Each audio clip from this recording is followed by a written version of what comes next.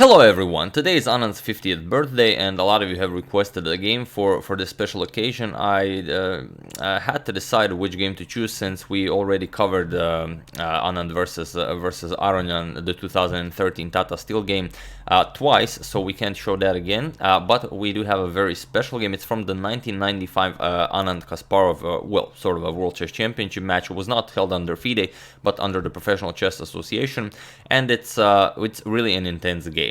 Before we check that out, a lot of people are congratulating Anand on all the social platforms, so I would just like to show one of the I thought were nicer ones. So here's a nice congratulations from Judith Polgar.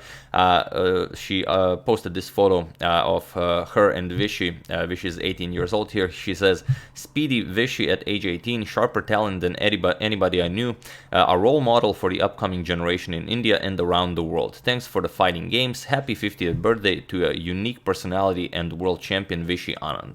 So there you have it, and also I will include, if you wish to check out some other congratulations, a link in the description below. A nice video for congratulating Anand was done by the Granky Chess Classic video team, and a lot of very important people in the chess world are featured in the video, such as Magnus Carlsen, Garry Kasparov, Peter Svidler, Judith Polgar, amongst others, and well, there are just so many of them, and even I am featured for a few seconds. So if you want to check it out, it will be the first link in the description below. So that being said, this is game 9 from their 1995 match, and the first 8 games ended in a draw.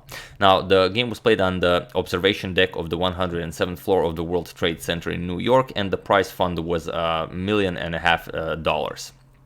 So that being said, we're probably going to cover this game once more when we'll do the Anand saga. Who knows, maybe in a few years, but until then, let's just enjoy it.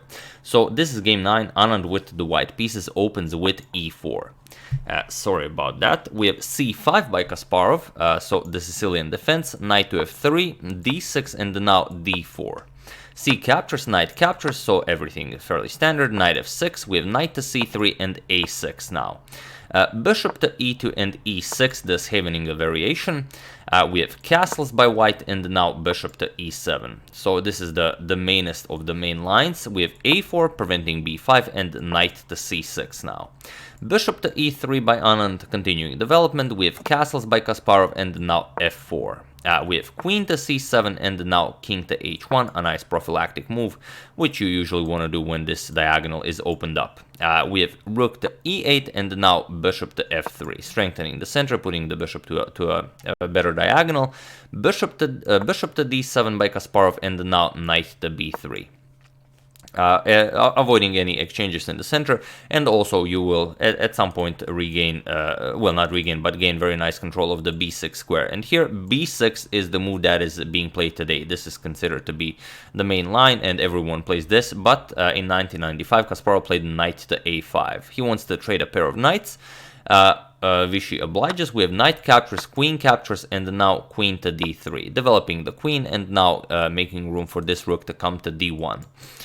We have rook a to d8 by Kasparov, and rook f to d1. We have bishop to c6, and here comes b4 by Vishy. So it's a nice move that kicks away the queen and prepares b5, since the pawn cannot be captured. If you capture it, then just rook a b1, and now it doesn't matter where you go. If you go to a5, then bishop b6 traps the queen.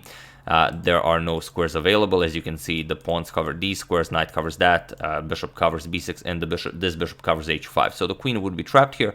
And also, if you go to a3, then it's just rook b3. Again, traps the queen, the knight covers a2 and a4.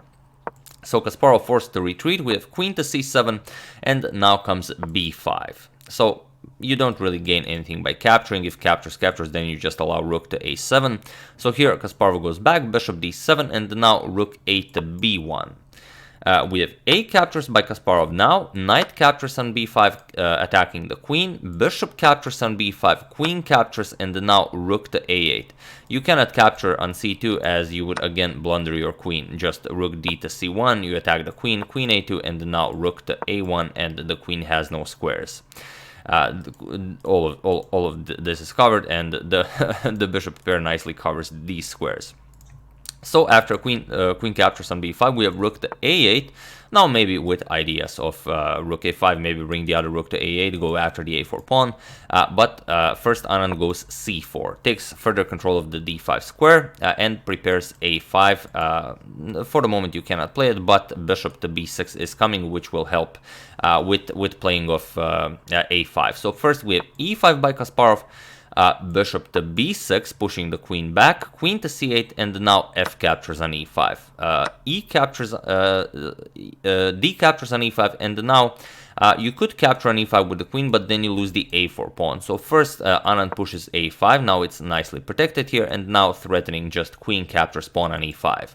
So Kasparov defends it with bishop to f8, and now comes h3, taking away the g4 square from the black knight. If the knight is allowed here, then a lot of other squares will become compromised. We have queen to e6 by Kasparov, and now Anand has to decide how to continue this game. There are some ways you can continue, like bishop to c7. You can add another attacker here, create some threats against the b7 pawn. But Anand chooses the move that basically made this game what it is, and it is the position from the thumbnail. So here Anand plays rook to d5. So what do you do here? If you do nothing, Anand will just double rooks here, then he can trade on d8. So how can you continue this without capturing? Let's explore that briefly first. So let's say you play something like h6. You try and make a useful move, or g6 or something. Rook b d1. Again, if you really don't want to capture this rook and allow Anand to have a passed pawn on the d file, rook a c8, and now you can just go rook d8. Let's say rook captures on c4, rook captures on e8, knight captures on e8, and now bishop to g4. Pushes the queen away from the defense of the e5 pawn, but also the queen has to keep an eye on the rook on c4. So queen c6, and now you pick up the e5 pawn. And you get this position, the material is equal. The position is supposed to be equal, not only material-wise, but Anand has the bishop pair. And Kasparov doesn't seem to enjoy this position, to go for it. So he just grabs it. Knight captures on d5. And it's not a mistake or anything. It's it's a move you should play in this position. So e captures on d5, and now queen to g6, getting the queen out of the way and also putting pressure on the rook here. So the queen for the moment is stuck guarding the rook. And if you can get something like bishop to d6 and e4 and queen to g3, then that's pretty much it for black. Also, there will be threats on h2. Also, if white advances the pawn, then maybe you can get the rook into the attack as well. So here Anand pushes c5. He says that bishop is not coming into the game, and also ideas like d6 are now on the board. Of course, d6, d7. You want to push as many pawns as possible. Maybe if the rook moves, maybe you can even sacrifice the a6 pawn to have two connected pass pawns here. There are a lot of ideas here, and the exchange sacrifice is definitely worth white's position. So here Kasparov pushes e4, pushes the light square bishop back. We have bishop to e2, and now comes rook to e5. So this is how Kasparov goes for the rook lift. Now the rook can come to g5. Also, you're just threatening to pick up the pawn here. And you have to be careful. If you advance the pawn, then just bishop captures that you will not be able to recapture due to the pin. So we have queen to d7 now, defending the pawn this way, also threatening to pick up the b7 pawn. If you lose the b7 pawn, then the three passed pawns are definitely decisive. So here Kasparov goes rook to g5.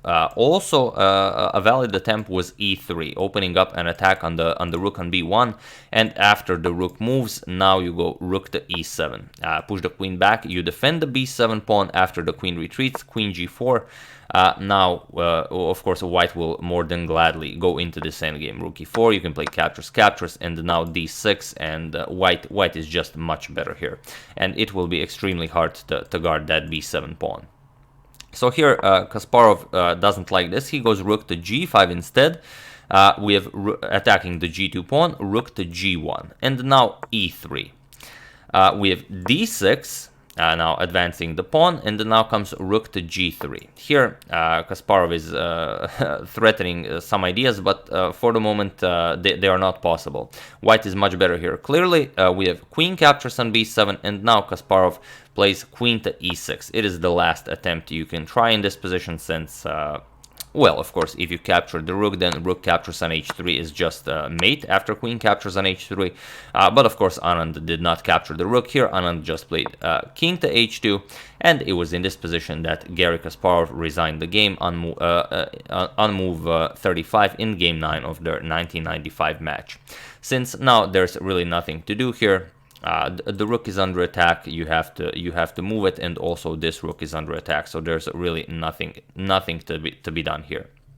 Even if you try, well, maybe if this rook wasn't hanging, then maybe you could have some tricks with bishop captures on d6, but still very unlikely. And also, you could try something like this to go for some sneaky discoveries, but there really aren't any. White can just pick it up, and you don't have a good discovery here. Yes, you can play rook something, but whatever you do, it simply doesn't work. You could try rook captures with check, king captures, and now well, you don't have any useful checks to try and create a perpetual, so here the white would just too easily get out of checks, and that's just it. You have to resign. So after king to h2, Kasparov resigned, and Anand wins this game. So like I said, we already covered Arjan versus Anand, the 2013 Tata Steel, that brilliant game, a game for the ages, Anand's favorite game. Also, Magnus said on a few occasions that it's also his favorite Anand game. But I thought that this was just taking down Kasparov in 1995 is just amazing, and especially in a game that at least seems this effortless, it's just beautiful stuff. The celebration did not last long, since out of the next 5 games Kasparov was able to win 4 and drew 1, but in the end, you know, Kasparov did win the match 10.5 to 7.5, but this game remains, and it just shows what a great player Anand was and still is. He is still, even though he's 50 years of age, competing on the highest level in every possible time format. And also, I did prepare a nice photo of the two legends, so here it is. Let's just enjoy that for a brief moment. There it is. Beautiful photo. I don't know who the photo is from. It's just, you know, circulating online, so let's just enjoy that for a minute. There you have it. And well, yeah, I do hope you enjoyed it, and that you've enjoyed my pick of the game for Anand's 50th birthday. Really, there were a lot of games to choose from, obviously, but I just thought this one is, well, just taking down Kasparov so effortlessly in a match, well, in one of the games in the match is just, I thought worth checking out. So yeah. That's the game. I do hope you enjoyed it. Do check out the link I provided in the description below, the first one, and also do join the subscribers video. If you don't want to know what it is, check the second link in the description below and be a part of it. It will be awesome. So I would like to thank Michael Larson, Eduardo J. Paguaga, Branko Krinic, Gerrit Stein, and Michael Franceschini for your contribution to my channel. Thank you a lot. I really appreciate it. Branko Krinic is actually my uncle. I had no idea he was following the channel, so thank you for that. We're going to have a beer, you know, as soon as I manage the time.